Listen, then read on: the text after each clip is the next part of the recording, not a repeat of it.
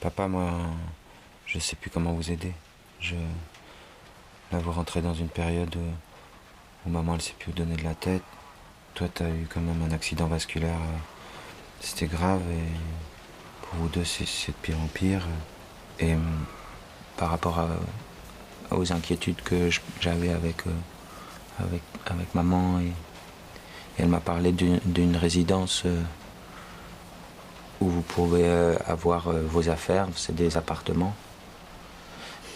Mais il y a des aides médicales, il y a des soignants, il y a des psychologues, des psychiatres, il y a une place pour un couple, pour être deux, quoi, pour pas être... Et il y a une place possible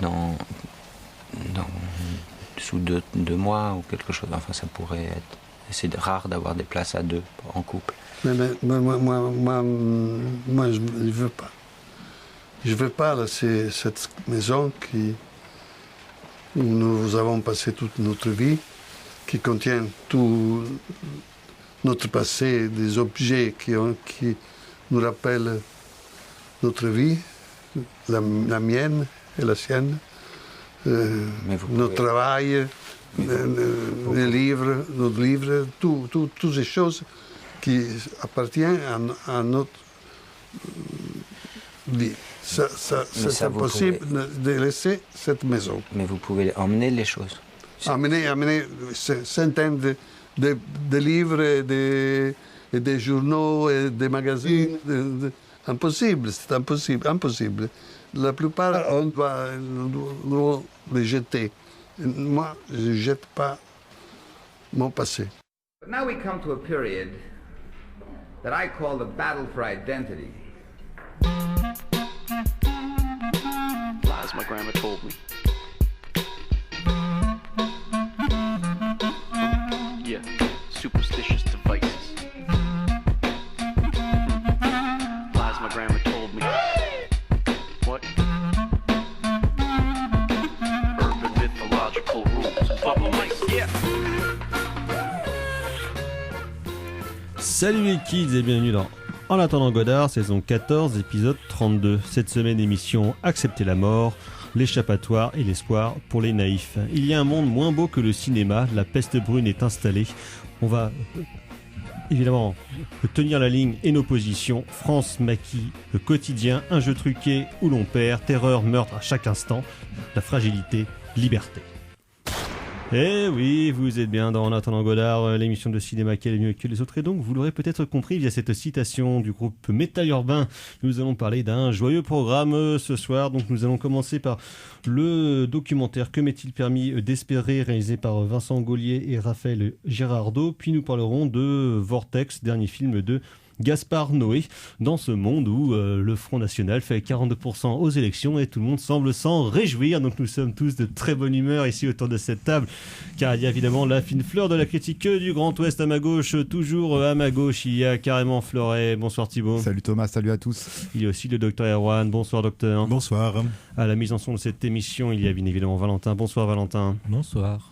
Justine n'est pas des nôtres ce soir, car comme vous le savez, c'est une personne il y en a bien une autour de cette table qui a des responsabilités. Donc en tant que directrice artistique du festival Cours en béton, donc là ils sont en pleine préparation du festival. Ça aura lieu à la mi-juin, fin juin, donc ils commencent déjà un peu. Vous savez comment sont ces gens dans les milieux artistiques et culturels, ils adorent faire des réunions. Donc voilà, c'est la période des réunions qui recommence pour Justine. Donc elle s'excuse bien évidemment de son absence.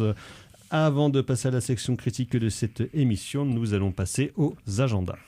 Un seau de merde, docteur.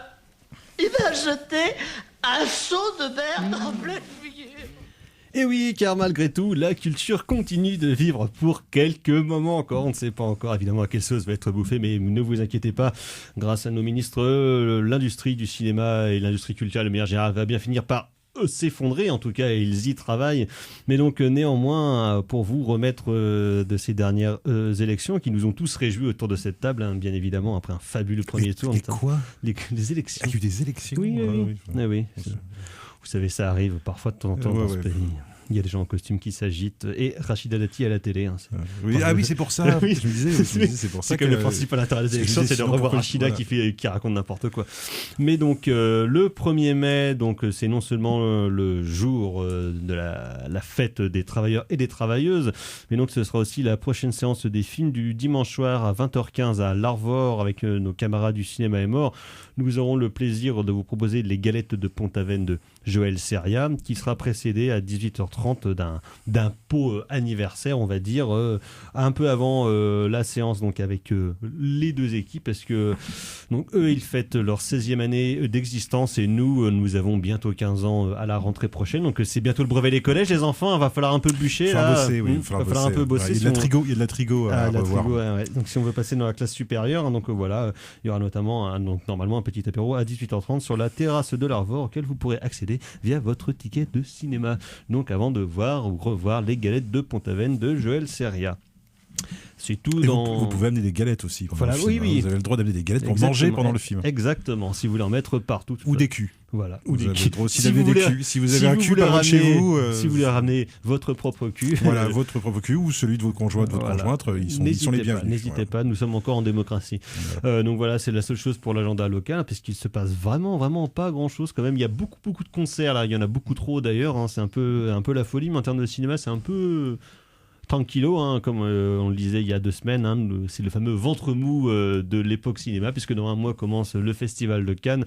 Donc là, évidemment, il n'y a rien qui sort avant donc le festival. Le trou cannois, c'est comme un trou normand, c'est ce truc qui vide les salles avant le Cannes. Trou cannois, mais donc il y a quelques sorties nationales qui vont pas forcément nous intéresser d'ailleurs, hein, mais donc il y a un film sur la Seconde Guerre mondiale avec le fadasse Colin Firth qui s'appelle La Ruse, donc sur des Anglais qui vont faire une ruse pour aller coincer des Allemands qui font de l'espionnage, des machins comme ça. Académique comme tout. À propos d'académisme, car vous pensez qui réalise? Personne. Bon, non, j'en sais rien. Non, mais j'ai regardé si c'était pas genre un mec. Truc d'espionnage et tout, pourquoi pas. Un truc qu'on connaît, mais on se dit, mais bon, là, c'est. Non, sans plus, quoi. Ça va un peu plat, probablement. D'accord. Mais sinon, parce que vous, je sais bien que vous aimez un peu les intrigues de couloir, les choses comme ça, il y a pour vous, messieurs, Downton Abbey numéro 2, le film. Alors moi, j'ai jamais vu la queue d'un seul épisode de la série ni du film, donc je serais bien en peine de pouvoir dire même de quoi ça parle, à part que c'est genre des riches anglais et puis leur boniche. C'est des riches pleins de morgue. Voilà. Des Anglais, quoi. Mais qui sont humains quand même. Voilà, oui, c'est ça avant tout. Oui, parce qu'ils sont sympas avec leurs domestiques. Je suis pas sûr que ce soit que ça. Je pense que c'est plus compliqué que ça. Oui, évidemment que c'est plus compliqué. Non, c'est plutôt tradition, modernité. Voilà. Apparemment, c'est bien. Mais il paraît que c'est très très bien. Moi, j'ai une mère et une sœur qui sont très fans, donc c'est pas moi qui vais dire du mal de Downton Abbey. Surtout que j'ai pas vu. Mais depuis quand ça nous empêche de dire du mal? Ouais, mais moi j'ai pas envie de me faire engueuler par ma mère et ma sœur. Ça, d'accord. Sinon, il y a un film avec Neil Schneider qui s'appelle Le Sentinelle Sud, sur des anciens soldats qui ont des PTSD, qui vont faire des trucs, qui vont se retrouver entre camarades. Ça a l'air plutôt pas mal pour le coup, ça sort demain. Sinon, il y a Le Médecin imaginaire avec Alban Ivanov qui sort son 4e film en 2 mois là, parce qu'il en sort un, il a sorti un il y a 2 semaines, un autre il y a 1 mois, il en sort un dans 2 semaines et un autre encore au mois de juin. Pas 4 films qu'il a réalisé quand même. Non, il joue dedans, mais dans lequel il y a aussi notamment Le Terrifiant Bout d'air et Le Retour de Smaïn. Ça tout de suite je vois Aaron que ça te donne envie, Le Retour de Smaïn. Bah oui, qu'on n'avait pas vu depuis Le Spoons. Non, on l'avait vu un petit peu après. Peut-être encore. Moi je l'avais vu dans un polar avec Olivier Marchal il y a genre une dizaine d'années, un petit gars de Ménilmontant. Ah, d'accord. Voilà, c'est un peu mon seul souvenir. Mais Smaïn a dit en interview qu'il était très content car il sentait depuis quelque temps que le téléphone sonnait un peu moins. D'accord. Ça fait un bon moment qu'il sonne plus chez Smaïn. Mais... Tu penses qu'il y a une envie de Smaïn Oui, je sais pas, peut-être un comeback de Smaïn, on ne sait jamais. Voilà, je ne sais pas, il suffit que Tarantino décide de le recruter dans son prochain truc. C'est bon, hein, c'est reparti. Il était une fois dans le bled. C'est reparti mon kiki. Voilà, sinon, pour les gens de droite, il y a un documentaire sur Thomas Pesquet, dans les yeux de Thomas Pesquet. Si vous aimez... c'est mieux que dans le cul de Thomas Pesquet. Donc, si vous êtes macroniste, c'est fait pour vous. Et sinon, il y a le nouveau film du vénérable Paul Vecchiali qui, à 92 ans, continue de tourner. Ça s'appelle Pas de quartier. Je ne sais pas si c'est vraiment bien distribué en France, mais en tout cas, donc, il sera un nouveau film Paul Vecchiali. Il ne lâche rien. Il tente peut-être de battre le record de Manuel de Oliveira dans le rôle du plus vieux metteur en scène. Mais bon... Clint Eastwood est encore là aussi, donc attention les enfants. Donc voilà, vous voyez, c'est des très excitantes sorties de demain. Hein, donc, alors on parlera d'autres choses la semaine prochaine, normalement peut-être de Nick Cage et de films de pif-paf coréens. Très chouette en tout cas, il y a quand même des choses toujours à voir. On va passer à la section critique de cette émission en continuant, en suivant... l'actualité joyeuse du moment, en revenant aussi sur malheureusement quelque chose qui est encore d'actualité en France sur l'accueil des différents migrants dans notre beau pays, le pays des Lumières. Et donc un film où quand même comme si on ne le savait pas déjà, on a l'impression que l'État a envie de les voir mourir. You must die. I alone am best. En attendant Godard sur Syllab, et donc on en parlait, ça ne nous rajeunit pas, c'est The Bloodhound Gang, donc qui nous ramène en 2000-2001 avec leur chanson I Hope You Die, donc chanson très joyeuse pour le sujet dont nous allons parler dès à présent. Donc documentaire exploité dans différentes salles en France, il est un peu en tournée depuis plusieurs semaines. Il passera notamment demain à Dinard en partenariat avec l'association Attaque, en présence d'un des deux metteurs en scène, Vincent Gaulier, qui a donc co-réalisé avec Raphaël Girardot ce documentaire qui s'appelle Que m'est-il permis d'espérer, donc d'après la phrase de Kant, sans point d'interrogation. Oui, sans point d'interrogation, donc basé sur la phrase de Kant, le fameux philosophe nazi, allemand, pardon, je fais des amalgames, et qui dès qu'on dit nazi, ça t'abuse. Oui, c'est comme beat, ça me fait rire. Qui donc parle de l'accueil des migrants à la porte de la Chapelle à Paris en 2019-2020, ou plutôt de la crise de l'accueil, puisque donc, comme on le dit à un moment donné dans le documentaire, donc il n'y a pas de crise des migrants en France, mais il y a une crise de l'accueil, et nous voyons différentes associations françaises qui donc accueillent ces différents migrants qui viennent d'Europe de l'Est, mais la plupart du continent d'Afrique. Donc il y aura des Maliens, il y aura des Ivoiriens, il y a aussi des Comores, mais donc des Érythréens, des Éthiopiens, des Érythréens, Somaliens, des Nigérians, donc vraiment extrêmement variés, et de voir comment est-ce que ces migrants sont pris en charge par les différents bénévoles des différentes associations, et de voir un petit peu toute la difficulté et l'enfer administratif qu'il y a, qui déjà pour des Français comme nous est déjà bien compliqué. Alors pour des étrangers qui ne parlent pas français et qui parlent un anglais aléatoire, un petit peu d'ailleurs comme les Français qui les accueillent, donc on voit justement toutes ces questions de communication sur lesquelles on va revenir, mais donc dans un documentaire de quasiment 1h40 qui est assez dur mais extrêmement beau, notamment parce qu'avec ce genre de sujet on pourrait craindre souvent d'avoir la forme du reportage, justement, donc un truc un peu plat qui va filmer différentes étapes d'un personnage pour voir comment est-ce qu'ils vont essayer de s'en sortir dans l'enfer administratif français, alors que justement l'intérêt, là, ce qui fait que ce n'est pas un portrait, justement, c'est la question du temps long, la question du point de vue des metteurs en scène sur les différents, on va dire, les personnages entre guillemets sur lesquels ils vont plus ou moins s'attarder, et donc sur la question du temps long et sur la question justement à la fois des blancs qu'il y aura dans les conversations, sur la question des langues et sur la question de la parole de manière générale entre des migrants et les bénévoles des associations de la Porte de la Chapelle, donc qui vont essayer de les prendre en charge. Donc tous ici nous avons vu ce documentaire autour de cette table. On va commencer. Monsieur Fleuret, tiens. Oui, tu prends un peu. Oui, je te prends un peu au dépourvu. Un peu au dépourvu. Oui, alors le film, me semble-t-il, est le résultat d'une immersion d'un travail de terrain il me semble-t-il, de 18 mois. D'ailleurs, on peut voir sur le site de Iskra. C'est pas un dossier de presse, mais il y a toute une série de. En même temps, les points de vue des réalisateurs. Il y a aussi une série d'entretiens. Donc, sur le site internet, donc iskrafilm.com ou iskra.fr, les deux sites existent.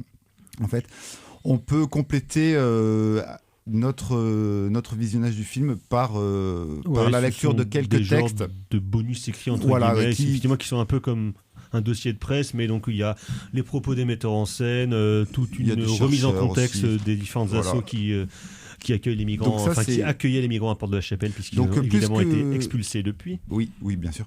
Donc plus que le film, il y a aussi tout ce travail qui est fait à côté et dont il faut rendre compte. Et donc un grand merci du coup à Iskra, qui est une boîte de prod vraiment historique dans le cinéma documentaire militant, parce que si on se rappelait bien, parce que je voyais le truc Iskra, je me dis ça me dit quelque chose, et puis en fait en faisant 2-3 recherches, mais oui, en fait Iskra à la base c'est Slon, pour faire un petit peu d'histoire du cinéma documentaire. C'est avec Chris Marker. C'est Slon Film, et en fait ça a été initié par Chris Marker, qui à la suite, donc en 67, qui à la suite d'un film, un film collaboratif, on va dire, qui s'appelait Loin du Vietnam. Donc que Chris Marker avait initié, mais qui avait été une catastrophe en termes de distribution en salle. Chris Marker avait initié donc Slon Film pour aller filmer des révoltes ouvrières et des grèves à Besançon. Le film va ensuite devenir, à bientôt j'espère, un des grands parangons du cinéma documentaire. Et Slon va ensuite disparaître pour renaître un petit peu de ses cendres en 74 et va devenir Iskra.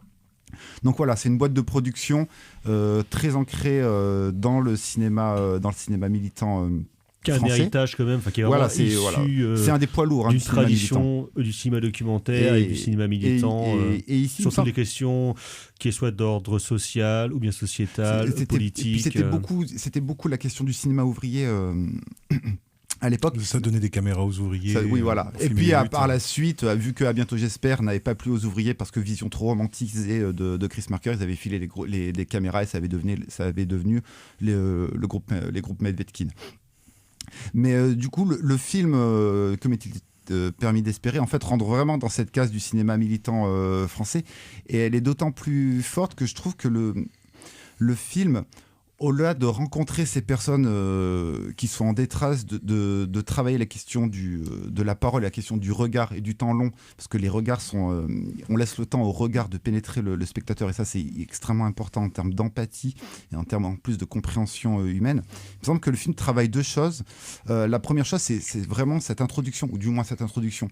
Les premiers, on va dire, peut-être pas le premier tiers du film, mais le premier quart du film, où en fait on voit il y a une espèce de saturation du champ cinématographique, où en fait ce qu'on voit à l'image c'est alors c'est beaucoup d'hommes, parce que c'est le flux, c'est le flux de ces hommes, parce qu'en fait c'est un camp qui est spécialisé, ce camp de réfugiés, c'est dégueulasse à dire comme terme, mais cet endroit est dédié aux hommes, et il y a un endroit qui est dédié aux femmes et aux familles qui est situé sur un autre lieu, et en fait on voit en fait ces hommes qui arrivent avec ces files d'attente qui n'en finissent pas, et c'est comme si en fait tout le chaos du monde, du coup l'autre arrivait vraiment et contaminait le champ filmique, et c'est ce qui fait, c'est un des grands traits du cinéma d'horreur contemporain. Et ici en fait les réalisateurs travaillent un petit peu la même esthétique, c'est que voilà, le chaos du monde et la place de l'autre, elle ne va plus être reléguée dans l'ailleurs, non, elle est dans l'autre champ, elle est devant notre gueule, devant nos yeux, pour voir un petit peu la vraie détresse de ces gens-là.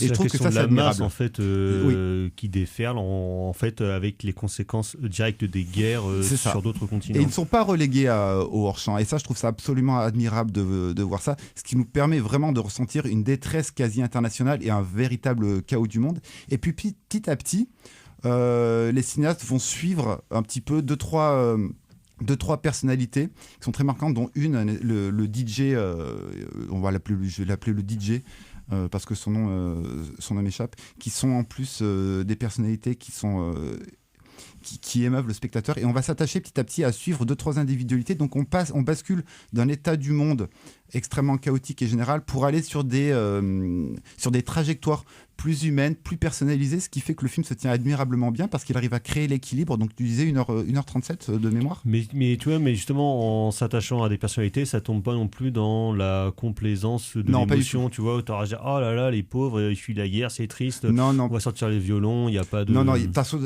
déjà. Parce que même en fait, certains personnages de réfugiés qui arrivent, tu les vois vraiment qui s'énervent parce que le système français est tel que tout est fait à son pour compliquer les choses au maximum. Donc évidemment, ils ont des réactions humaines qui s'énervent, qui engueulent parfois certains bénévoles qui essaient de les aider, parce qu'il y a en face des gens qui veulent les aider, il y a surtout de l'incompréhension d'un système beaucoup plus large. Mais c'est toujours filmé à hauteur d'homme à ce niveau-là. Il n'y a pas de surdramatisation, par exemple par l'utilisation d'une voix off ou par l'utilisation d'une musique. Ouais. De mémoire, il y a, je crois, 2 titres qui sont d'ailleurs composés par Serge Tessoguet, qui sont utilisés dans le film. Il n'y a pas une surdramatisation.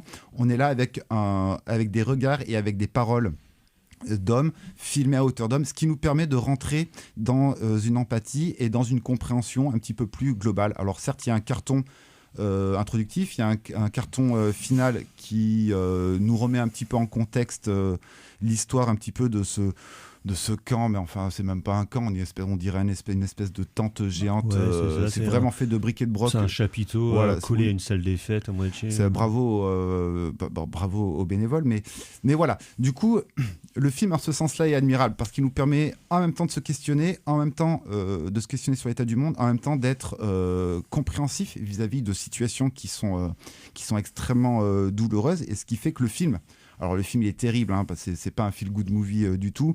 Ça met bien le moral au-dessus des chaussettes, un sujet pareil, dans les un égouts. peu déplacé. Mais en même temps, il y a pas quelque chose de lumineux, parce que le terme serait un petit peu déplacé.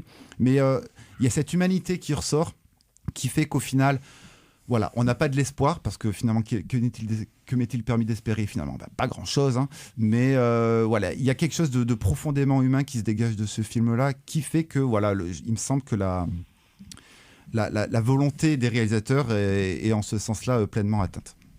Docteur. Oui, mais pour aller un peu plus loin sur ce que tu viens de dire, effectivement, cette question d'être dans le champ, de ne pas être dans le champ, c'est évidemment un des enjeux un peu principaux du film, sachant que là, effectivement, dans ce film-là, le hors-champ, en fait, c'est notre monde à nous, en fait. Oui.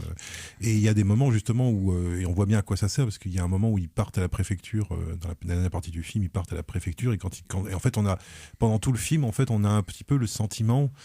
je sais pas si c'est destiné à reproduire un petit peu la manière dont les réfugiés voient les choses, en fait, mais t'as cette espèce de sentiment que c'est une espèce de sas d'entrée, en fait, pour aller dans ce vrai monde qui est le monde où tu peux travailler, avoir une famille, etc., quoi. Et en fait, ça serait un genre de purgatoire. Voilà, et en fait, sauf qu'en fait, quand tu sors dans le monde qui est censé être le paradis, en fait, t'as des gens qui dorment sur les rues, tu passes dans des espèces de rues crado, sous des espèces de ponts, et puis t'as tous les réfugiés t'as tous ceux de la porte de la Chapelle qui dorment dans la rue, en fait. Puis la porte de la Chapelle, c'est pas quand même le coin le plus funky c'est pas de le coin Paris, le plus funky, quoi. Et donc, en fait, t'as cette espèce de sentiment, et ce qui fait que le film est, à mon avis, assez noir, c'est que, effectivement, t'as pas, si t'as effectivement de l'humanité, c'est de l'humanité à la Zola, quoi. C'est-à-dire que c'est de l'humanité au sein d'une tragédie qui est inévitable, en fait, parce qu'en fait c'est ça aussi qui est intéressant, c'est que il y a une place qui est laissée quand même à l'imaginaire, qui est que tu imagines tout ce par quoi ils sont passés, sachant que il y a visiblement des tas de choses qui sont dures à raconter pour les réfugiés, notamment visiblement la Libye, ça a l'air d'être l'enfer. Je sais pas trop ce qui se passe là-bas, mais ça a l'air d'être l'enfer. Guerre. Puis ça a l'air d'être vraiment avec de l'esclavage, avec des machins, on te met en prison, on te tabasse, on viole ta femme. Enfin, ça a vraiment l'air d'être un pays. C'est vraiment le pays oublié de Dieu et des hommes. C'est vraiment merci ça, quoi. Sarkozy et BHL. Voilà, merci d'avoir bien réglé la situation.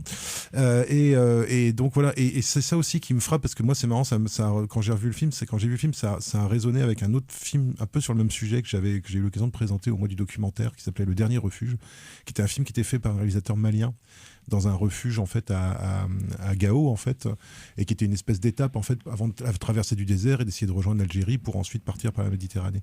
Et en fait, on a presque l'impression, notamment dès que les personnages sont d'origine africaine, dès qu'ils sont d'origine malienne, on a vraiment le sentiment que d'avoir une espèce de documentaire, en fait, où des mecs, en fait, à des endroits différents, filment, en fait, exactement les mêmes destins. Et surtout, il y a un truc qui, moi, je trouve, m'a beaucoup frappé dans celui-là, mais qui m'avait frappé dans l'autre aussi, c'est les dommages psychologiques, en fait, sur les gens. Tu vois que c'est des gens qui sont jeunes, c'est des gens qui ont 25 ans, qui sont solides, tu vois, t'as l'impression qu'ils ont 40, qu'ils ont physiquement, t'as l'impression qu'ils ont fait la guerre, les mecs. Enfin, ils ont fait la guerre, les mecs, en fait, parce que tu vois dans leurs yeux. Tu vois dans leurs yeux tu vois le trauma, en fait, tu vois le stress post-traumatique dans leurs yeux, en fait. Voilà, ils n'ont pas forcément de blessures physiques, mais c'est psychologiquement entre le déchir, enfin entre le déracinement, la séparation avec la famille, le climat de guerre pour la plupart d'entre eux dans lequel ils étaient au départ, la traversée de pays qui sont quand même avec des environnements particulièrement hostiles, le fait de voir des gens mourir tout simplement, et en fait, même si c'est pas vraiment dit dans le documentaire, c'est-à-dire que chacun des réfugiés raconte pas son histoire, en fait, il raconte des bribes, et on sent bien qu'il y a des moments, ça c'est justement l'autre, et ça s'articule avec l'autre aspect intéressant du film, qui est la question du langage, et qui est le fait que le lieu qu'on filme, en fait, c'est un lieu où le langage a du mal à advenir en fait. Et non pas parce qu'il y aurait un système qui empêcherait, non, c'est juste parce que en fait les conditions font que d'une part il y a la barrière de la langue et d'autre part il y a les dommages psychologiques qui rendent compliquée la parole. Et en fait, moi il y a un truc qui m'a étonné, c'est qu'il n'y a pas de psychiatre en fait. À l'écran. Non, on n'en voit pas, non. Il n'y a pas de psy, alors que c'est des armées de psy qu'il faudrait pour traiter ces gens-là, parce que au-delà des soins médicaux, du fait d'être nourris, chauffés, des trucs de base, pour pouvoir se réparer, ces gens-là ont surtout besoin ont besoin aussi, en tout cas, de soins psychologiques. Alors j'imagine qu'il y a des psys, qu'on les voit pas forcément à l'écran, mais j'imagine. Je suis pas du tout en train de dire qu'à Emmaüs ils n'ont pas pensé à ça. Je pense qu'ils y ont pensé. Je vais pas leur dire comment faire leur boulot, mais je trouve que c'est ça moi que j'ai trouvé vraiment. À la fois fascinant quelque part et triste en même temps, c'est qu'effectivement tu vois dans le regard que certains disent oui, puis en fin de compte tu vois bien dans le regard que les mecs en fait fassent en plus. Alors en plus il y a cette espèce de côté kafkaïen de l'administration quoi, qui fait que et là de ce point de vue là, alors c'est peut-être le point d'ailleurs où c'est le point d'empathie je trouve où on se dit le plus. J'arrive à ressentir ce qu'ils ressentent parce que nous aussi qui n'avons pourtant pas du tout les mêmes problèmes. Les lois de l'administration, voilà, et la rigidité de l'administration, c'est toujours quelque chose d'un peu terrifiant. Le formulaire. Et donc là, c'est décuplé. Ouais. Là, tu vois que c'est décuplé, quoi, cette espèce de peur. Et puis alors surtout que les mecs jouent leur vie. Nous, on joue une centaine d'euros, 200 euros, tu vois. Donc voilà, eux, ils jouent vraiment leur vie, quoi. Donc c'est vrai qu'il y a toute cette... C'est assez terrifiant comme film, parce que c'est un film c'est à la fois un oasis, en fait, ce lieu-là, et c'est une prison en même temps. Et c'est un petit peu... D'autant qu'en plus, certains savent qu'ils vont peut-être partir en centre de rétention avant d'être envoyés par charter dans leur pays d'origine, ou si c'est pas le centre de rétention, ils vont peut-être finir à la rue, ou alors ils vont partir encore dans d'autres. Et puis il y en a plein qui se font avoir, qui se font prendre leurs empreintes dans leur pays d'arrivée, qui savent pas en fait qu'il faut pas laisser prendre tes empreintes parce que ça veut dire que sinon t'es dubliné et du coup on peut te renvoyer dans le pays d'origine. De toute façon après certains ils vont arriver dans la jungle de Calais, ce qui a aussi été pas mal documenté quand même depuis les dernières années. Il y a notamment des films de Nicolas Klotz et Elisabeth Perceval. Et puis il y a tout le travail de Louis Vuitton aussi. Qui est encore et toujours. Il y a tout un corpus autour de cette thématique-là, je pense, qui est en train de constituer une espèce d'étude sociologique, mais un peu impuissante en fait. C'est ça qui est terrible en plus. C'est que c'est vraiment le tiers-monde, mais en bas de chez toi. Quoi. Et d'autant qu'en plus, le cinéma documentaire est comme le seul à savoir le prendre à bras le corps, parce que encore récemment, il y a eu un film de fiction avec Marina Foïs qui est sorti, où elle joue une raciste du nord de la France qui va accueillir un immigré afghan chez elle, un réfugié. Donc évidemment, dire ah là là, putain, un bico. Et en fait, ils vont tomber amoureux pour montrer qu'en fait, on a beau être raciste et l'autre, ça a beau être un arabe, on a néanmoins des sentiments, quoi. Ils sont comme nous. C'est le truc qui est genre vraiment débectant 10 000, qui est moralisateur et qui est... Enfin, de toute façon, souvent quand même dans le cinéma de fiction, ça a tendance à être foiré. On va tomber soit sur un film... parce que c'est vu du point de vue du blanc. Voilà, parce qu'on va tomber soit sur un film de Philippe Loret ou alors un film avec Vincent Lindon, quoi. Là, le truc, c'est que là, il n'y a pas de sauveur blanc, en fait. Il n'y a pas de sauveur du tout. C'est-à-dire qu'en fait, déjà d'une part, effectivement, parler de champ et de hors-champ, les gens qui s'occupent, en fait, des réfugiés ne sont pas du tout le centre du cadre. Non. C'est les réfugiés qui sont le centre du cadre. Donc, ils peuvent apparaître, mais souvent, ce sont uniquement des voix, d'ailleurs, des voix off, qui essayent de faire ce qu'ils peuvent, en fait, pour aider. Alors, il y a 2-3 personnages, mais il n'y a pas d'iconisation du tout. Des personnages, ils sont vraiment présentés comme des bénévoles qui font leur boulot. Vincent Lindon, donc. Voilà, qui font leur boulot. Il n'y a pas de starification du tout de ces gens-là. Comme d'ailleurs, il n'y a pas non plus d'iconisation, moi je trouve, des réfugiés. C'est-à-dire qu'il n'y a pas effectivement cette espèce de côté les pauvres petits. Voilà. Par contre, effectivement, en termes de représentation, on est quand même très très loin des hordes de grands remplaceurs qui apparemment connaissent toutes les lois les lois sociales françaises sur le bout des doigts pour pouvoir piquer les allocs aux gens qui travaillent et qui se lèvent tout le matin. Bon, on est assez loin quand même. Ça serait bien de ce qu'on voit à l'écran. Ce qu'on voit à l'écran, en tout cas, c'est pas ce que certains hommes politiques nous racontent. C'est pas un film de zombies en fait où t'auras la masse qui va déferler et puis les petits blancs seraient impuissants face à cette horde de tueurs. Et puis ils sont pas du tout montrés comme les réfugiés sont pas du tout montrés comme des gens qui sont totalement démunis. Je veux dire, ils sont démunis socialement, mais ils sont pas démunis intellectuellement, en termes de passé, en termes d'expérience de vie, en termes de trucs. C'est juste que tu sens bien que c'est des gens qui avaient une vie, ils sont passés par une espèce de gouffre qui est l'exil, et ils arrivent et là ils sont obligés de se refaire une nouvelle vie. Et les mecs, tu te mets à leur place, quoi. Les mecs, on te dit du jour au lendemain, tu as traversé l'enfer, et on te dit maintenant tu dois reconstruire une mauvaise vie, mais tu dois te justifier de ton existence auprès de toute la société qui existe autour de toi. Montrer tes papiers. C'est quand même, voilà. Et je trouve que justement, ils sont, moi je trouve justement qu'ils sont plutôt de la résilience, quoi, tu vois, et qui font preuve justement entre le Tchèque qui se met en colère, mais qui est une manière pour lui aussi de rester de pas céder en fait, quoi, face à l'absurdité du système français, quoi. Montrer qu'il est humain, quoi. Donc, voilà, c'est ça, c'est-à-dire que et voilà, ça, le musicien, et où on peut rigoler, hein, de dire ouais, je veux devenir un des meilleurs musiciens français. Oui et non en même temps, parce qu'en même temps on n'en sait rien, quoi. Parce qu'en même temps on sait pas si le prochain fait là, je veux dire, c'est pas lui, quoi, tu vois. Et c'est vrai qu'effectivement, tu sens, c'est ça aussi qui est terriblement triste à l'intérieur du film, c'est que tu sens toute la potentialité humaine de ces gens. Et tu vois comment cette potentialité humaine, ça va être compliqué pour eux de pouvoir l'affirmer, de pouvoir la vivre, en fait, tout simplement, parce que parce qu'ils sont passés dans un filtre, en fait, qui est un filtre hyper compliqué. En France, même dans tous les autres pays d'Europe, c'est de plus en plus, de toute façon, compliqué de manière générale. Mais pour revenir sur pour revenir sur cette question du champ, du hors-champ, du monde des possibles ou du monde... Le monde qui est invisibilisé, comme tu disais, en fait, c'est le nôtre actuellement. C'est le nôtre, enfin, c'est celui qui est en dehors de ce camp, de ces barrières. Parce que oui, ce camp est une prison avec il y a des barrières, il y a des tourniquets. Ouais, tu sors pas quand tu veux, tu rentres pas quand tu veux. Il me semble qu'il y a un seul mouvement de caméra dans le film. À un moment, c'est au tout début du film. Il y a la queue, il y a un mouvement de caméra. Il y a un léger caméra portée quand même. Il y a un peu de caméra portée, mais en fait, à un moment, il y a un léger panoramique. En fait, voilà, qui veut essayer de nous montrer ce hors-champ, donc peut-être ce monde possible et tout ça, et ce hors-champ, ce mouvement de caméra, qu'est-ce qu'il nous dévoile ? Il nous dévoile ce camp, le périph' derrière, il y a une pelleteuse avec des travaux, bref, c'est dégueulasse. Il fait un temps dégueu en plus. Il y a un immeuble avec une enseigne LG avec marqué Life's Good juste à côté, extrêmement ironique.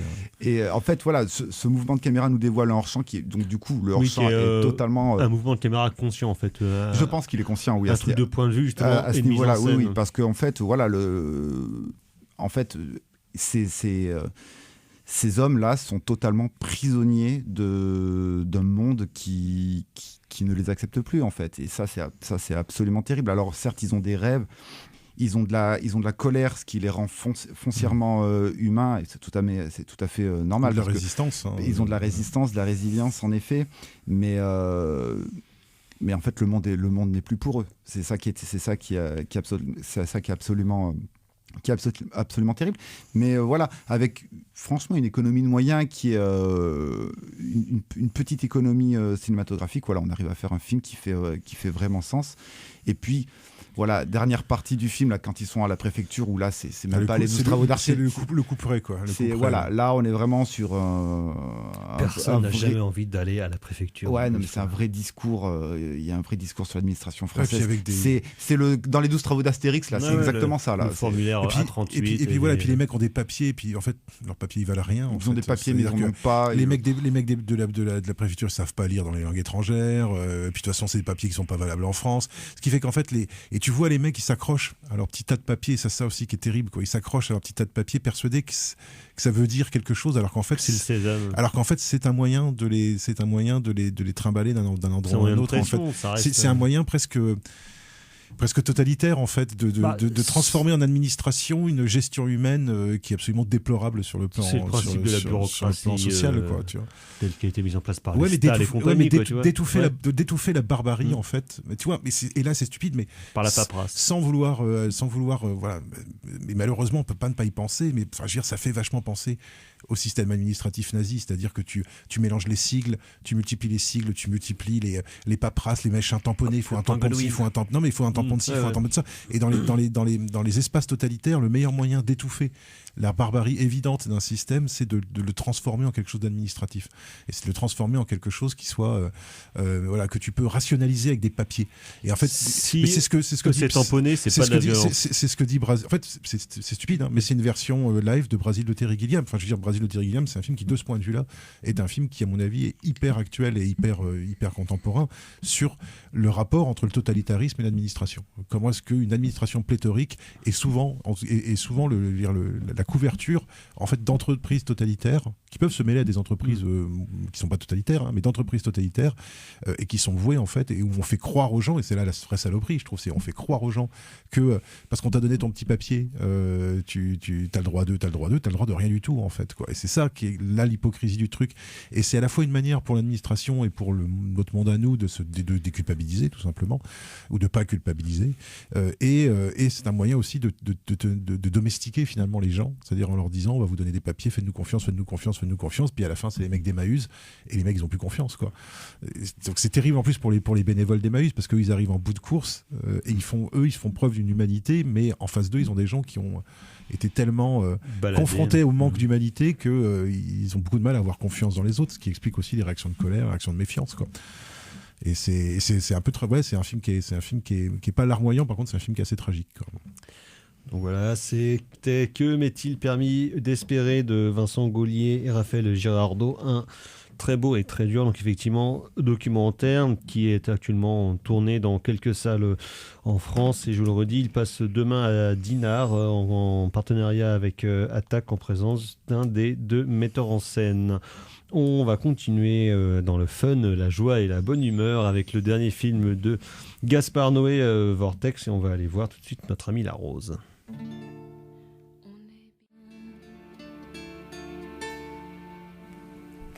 En attendant Godard sur Syllab, et donc c'était Françoise Hardy avec Mon ami La Rose, qu'on peut entendre au début du dernier film de Gaspard Noé, Vortex, donc qui est sorti il y a 2 semaines en France. Et il n'a pas fait péter le Céron Non, pas là, c'est pas l'esprit. Qui donc était au Festival de Cannes l'année dernière. Donc il vient 1 an et demi après son moyen métrage Lux Eterna, son film de sorcière sur un tournage qui se barre en couille. Et donc, je trouve qu'il a augmenté un petit peu en productivité. Il a pris un peu un bon rythme là, Gaspard. Là. Donc, il continue aussi évidemment à faire quelques spots de pub, notamment pour Chanel, hein, parce que bon, il faut quand même bien payer. Et notamment, ce film-là, il s'est dit qu'il devait le faire vite parce qu'il devait 30 000 balles au fisc. Et donc, Gaspard étant en vacances avec son père donc en Argentine, là d'où ils viennent tous les deux. Et donc, il avait déjà commencé à bosser sur Lux Eterna, sur la question de l'écran partagé. C'est quelque chose qui l'intéressait de creuser un peu plus, et donc ce film-là, Vortex, est quasi exclusivement donc en split screen, en écran partagé. On va suivre 2 personnages, un vieux couple joué par Dario Argento dans son premier vrai rôle, où il joue en français d'ailleurs, et non la femme incarnée par Françoise Lebrun, la fameuse vedette de La Maman et la putain, donc pas n'importe qui, voilà, enfin, un peu de tradition du cinéma français, enfin du cinéma des années 70 qui se rencontrent. Et donc c'est un vieux couple, ils sont ensemble depuis presque 50 ans, et donc on va les suivre pendant un petit moment dans leur vieil appartement qui est rempli de tous leurs souvenirs qu'on a entendus en pré-générique, de tout leur bordel de plus de 50 ans de vie accumulés, parce que Argento joue un ancien critique de cinéma. Ce qu'il a été dans sa jeunesse, à ses débuts, ouais. Et donc là, à un moment donné, on va voir l'écran qui va se séparer en 2, et on va les suivre pendant une matinée. Et c'est le jour où on va comprendre que le personnage de Françoise Lebrun commence à perdre la boule. Alzheimer commence à la frapper, et donc ça va être un peu comment est-ce que ce couple va essayer de vivre ses derniers instants, en tout cas les premiers moments de la maladie, jusqu'à la mort potentielle qui va arriver. Il y a aussi leur fils qui est incarné par Alex Lutz, ancien crackhead qui maintenant s'occupe comme bénévole justement avec les crackheads à côté de la porte de la chapelle notamment. Et donc comment est-ce que ces 3 personnages-là vont essayer de surmonter la mort inexorable qui arrive. Et donc, comme le dit le perso de Argento au début du film, la vie est un rêve dans un rêve, et c'est ce que, donc avec son talent formel habituel, Noé va dérouler au cours de ces 2h20 de film, donc c'est quand même bien solide, mais à la fois ce qui perd peut-être en caractère performatif de ses autres films, notamment donc le Climax, Enter the Void, où il y avait vraiment une caméra qui était presque grandiloquente, qui partait dans tous les sens, avec des performances d'acteurs qui allaient jusqu'à l'épuisement. Là aussi, il y a un peu ça, parce qu'il y a donc quand même beaucoup de plans longs, et donc il y a en permanence une caméra qui suit Argento et une autre qui suit Françoise Lebrun. mais sans une volonté d'être démonstratif comme il a pu le faire dans certains de ses autres films, ce qui fait qu'en fait cette vie de deux personnages-là, on la suit, on sait qu'ils vont inexorablement vers la mort, voire vers la folie, mais il n'y a pas le caractère morbide et putassier, voire complaisant dans la mort qu'on pourrait trouver chez un cinéaste comme Michael Haneke, par exemple, dans son Amour, qui date d'il y a 4-5 ans, je crois. Et donc, justement, là, ça serait un peu plutôt le pendant presque lumineux, finalement, de la fin de vie. On voit donc ce sont deux personnages qui ont eu une belle vie, qui sont bien remplis, qui s'aiment encore, même si le perso de Argento était quand même un petit sapajou qui a une autre maîtresse de son âge aussi. Donc, ils sont un peu amoureux, ils ont des rendez-vous un peu discrets, tout ça, lors de réunions de critiques, on voit Philippe Rouillet, tout ça, qui parle de cinéma, blablabla.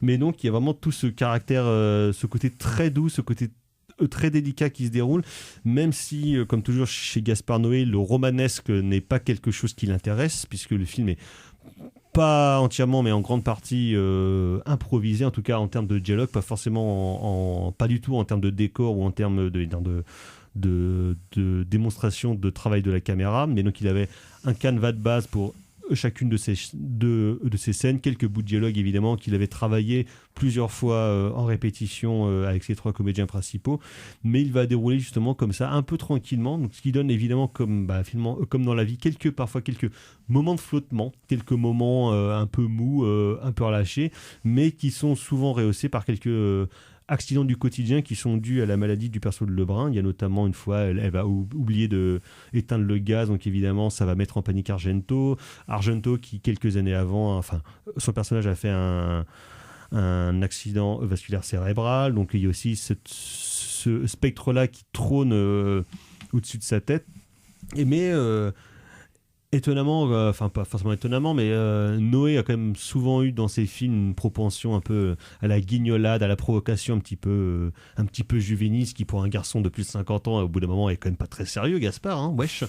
Et donc là, justement, je trouve qu'il le calme et qu'il ramène justement beaucoup plus de cœur dans son cinéma, mais ce qui est aussi quelque chose d'assez personnel pour lui, puisque donc sa mère est décédée il y a quelques années et elle-même était tombée malade, elle commençait à perdre la boule, et donc il a vu son père qui a aussi un intellectuel donc, et un peintre qui a vu un petit peu sa femme partir comme ça en sucette, entre guillemets. Comment est-ce que Gaspard Noé lui-même s'était occupé de sa mère dans les derniers moments de sa vie. Donc tu sens que c'est quand même un truc qui le touche, perso, voilà, quand même un peu plus perso que par exemple la folie furieuse qu'on voit dans Climax qui va dégénérer à cause du punch, ou bien les scènes de viol, tout ça, ou les scènes de boîte de nuit, même si c'est un truc qui pour le coup correspondait, on va dire, à une période de sa vie où il disait qu'il était beaucoup à l'alcool blanc et les boîtes de nuit. J'imagine qu'il n'y a pas beaucoup de scènes de boîte de nuit dans celui-là, quoi. Non, il n'y a pas de scène de boîte de nuit. Dans celui-là, il y a une scène au Spar, si tu veux, à une supérette, tout ça, parce qu'on reste quand même principalement dans leur vieil appartement, qui est un très bel appartement d'ailleurs, mais qui a été vendu au moment du tournage, hein, donc c'est bien dommage, mais donc à Stalingrad, en plus plutôt bon quartier maintenant, ça c'est pas mal, mais donc vraiment un vieil appartement ancien bourgeois, qui a un truc à acheter, voilà. Mais donc je m'attendais vraiment pas trop à grand chose de Noé sur ce film-là, et même le fait de l'écran partagé finalement fonctionne hyper bien, parce qu'on est constamment du coup à regarder deux histoires en parallèle, et on ne perd jamais le fil de l'une ou l'autre histoire, parce qu'en fait elles se répondent vraiment bien dans les parcours des deux personnages qui gèrent chacun leur petite vie d'un côté. Argento qui est en train d'écrire un livre sur la psychanalyse, sur les rêves et puis le cinéma, et Françoise Lebrun qui est en train de faire ses trucs dans son coin, en train d'essayer de gérer ses crises, avec une scène notamment qui est assez terrible où elle parle avec Argento et avec Lutz, et à un moment donné elle se retourne vers Lutz et en regardant Dario elle fait je vais rentrer chez moi. Et là, tu as une sorte de bascule psychologique dans le film qui fonctionne. Du coup, on a le chant et le contre-chant entre les deux qui est vraiment terrible. Et donc, ça fonctionne vraiment presque par des effets de film d'horreur, mais sans avoir à faire un montage, un genre de montage interdit, mais en direct. Il y a un truc qui est assez étrange et qu'il arrive à vraiment très très bien gérer avec les deux opérateurs de sa caméra, parce que comme d'habitude, comme souvent chez lui, le chef opérateur, c'est Benoît Déby, qui est peut-être un des plus grands chefs opérateurs francophones, donc qui a fait notamment les films de Duvels, qui a fait presque tous les films de Noé depuis Irréversible, qui a bossé avec Dupontel aussi, tout ça, donc qui est vraiment, qui pour le coup un mec de travail de la caméra qui est quand même absolument dingue, qui donc là arrive à faire ce film-là qui donc, je disais, manque effectivement peut-être d'un souffle romanesque pour emporter vers quelque chose, mais finalement ça reste un petit objet finalement, malgré l'épaisseur et puis l'ampleur du film, mais où étonnamment, ce qui n'arrive pas souvent je trouve, je le répète, dans le cinéma de Noé, l'émotion arrive à poindre, avec notamment comme une fin qui pour le coup est attendue mais réellement dramatique, quoi. Donc voilà, Vortex de Gaspard Noé actuellement dans vos salles si vous aimez la déconne. Voilà un bon programme ce soir c'était bien déconne. Ouais. On va s'arrêter à cette semaine, on va passer au coup de cœur. Tout à coup, Jean-Michel Mimosé... C'est de la merde. C'est de la merde. Je voudrais que tout le monde s'imprègne. Merde. Tout le monde s'imprègne de cette... C'est vraiment la plus grande merde des merdes. Les coups de cœur, alors Carrément Fleuret, une semaine très, très sportive. Oui, une semaine sportive, bien entendu, dans mon canapé. Gros dimanche notamment. Gros dimanche, oui, gros dimanche, oui. Non, mon coup de cœur, c'est la semaine qui vient de s'écouler dans le cyclisme. Oui, parce que je suis fan de cyclisme. En plus, dans le cyclisme, avec l'entièreté, le personnage entier, on va dire, de Thibaut Pinot, qui gagne une étape autour des Alpes après une incroyable. C'est parce qu'il a le même prénom que déconvenu. La veille, la victoire finale au classement général de Romain Bardet, la stratégie de la DSM qui était superbe, et ce geste final envers son coéquipier Thymen Arensman qui fait énormément plaisir. Et puis dimanche dernier, lors de Liège-Bastogne-Liège, donc l'incroyable chute du peloton, Julien Philippe qui se casse plus que la gueule, il se casse la binette. Oui, non, mais c'est en fait on a cru qu'il devienne limite paraplégique. Et Romain Bardet qui arrête la course, alors qu'il était en jambes et qui visait potentiellement un podium, et qui arrête la course pour aller le secourir et appeler les secours. Donc voilà. Le sport comme on aime. Le cyclisme est un sport entièrement humain, et c'est pour ça que je l'adore. Rappelons aussi évidemment. Ce qui est bien, c'est qu'il n'y a pas de dopage. Oui, non, mais nulle part dans le sport. C'est un sport qui est simple. Romain, par contre, Romain, si tu nous écoutes, j'espère que tu nous feras un bon Giro et vise-nous la victoire finale, bordel de Dieu. Ouais, rappelons aussi donc que le Stade Rennais Football Club a gagné quand même ce dimanche 5-0 contre Lorient. Voilà. Dans le derby. Voilà qui va relancer la guerre breton-bretonne. Ce qui fait quand même du bien après deux défaites les semaines précédentes, alors que c'est quand même des matchs assez relativement faciles qu'on aurait dû gagner. Donc voilà, bon courage les gars pour la fin de saison, parce que là on va enquiller les gros matchs. On espère évidemment qu'on va plier Saint-Etienne. Désolé Thibaut, une fois de plus, mais donc ce week-end. À propos de sport, donc docteur, vous aussi, je sais que vous êtes un grand sportif. Oui, alors un grand danseur notamment. Oui, voilà, exactement. Donc moi, ça sera donc de la musique, voilà, et donc ça sera une compilation sortie chez Born Bad Records, une compilation de musique mauricienne des années 70 et 80, je crois. Rien à voir avec Maurice de Skyrock. Non, la musique de l'île Maurice, voilà, et qui s'appelle donc Maurice Éclair. Voilà, c'est le nom de la compile. Fuzz and Soul Saga. Voilà, exactement. Et voilà, et donc c'est très étrange. Donc musique en français, voilà, avec des trucs assez funky qui viennent des États-Unis, donc c'est curieux, voilà, c'est curieux, voilà, c'était une découverte pour moi. D'accord, merci. Alors moi, ce sera deux choses. Le premier, c'est un court-métrage sorti ce jeudi ou vendredi, je ne sais plus, sur YouTube du camarade Ozibut, donc son deuxième court-métrage qui s'appelle Mort de la vie, dans lequel la cuisine de ma mère fait un excellent caméo en présence de Anthony. Tu verras ça. On va regarder ça. Donc voilà, court-métrage de 15 minutes où il continue à développer, en dehors de sa musique, un univers, en tout cas un univers créatif assez singulier, donc Ozibut.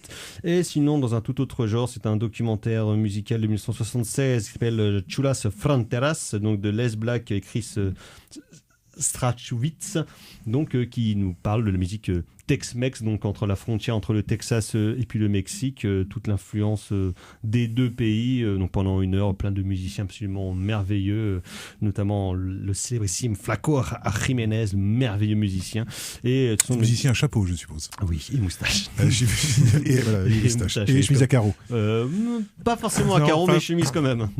Et donc voilà, et Les Blanc de manière générale est donc un documentariste qui a fait quand même beaucoup de films sur les musiques populaires américaine en dehors de ça, et je le disais à Thibaut avant l'émission, qui va aussi filmer le making-of de Fitzgeraldo, et qui avait fait le film où on voit Werner Herzog en train de manger sa chaussure. Ah, d'accord. Oui, voilà, c'est lui. Donc un garçon qui a une très grande carrière. Je mettrai le lien de toute façon sur la page du podcast. Il y a plusieurs de ses films qui sont disponibles sur sa chaîne YouTube en copie restaurée. En tout cas, c'est une très très belle découverte de voir ce genre de documentaire sur une musique absolument fabuleuse. On va s'arrêter là. On se retrouve la semaine prochaine pour parler notamment de Pif Paf Boom Made in Corée. Merci beaucoup à Valentin à la mise en son de cette émission. Merci messieurs. Prochaine édition. À ciao, bonsoir. Salut. Au revoir. Passage.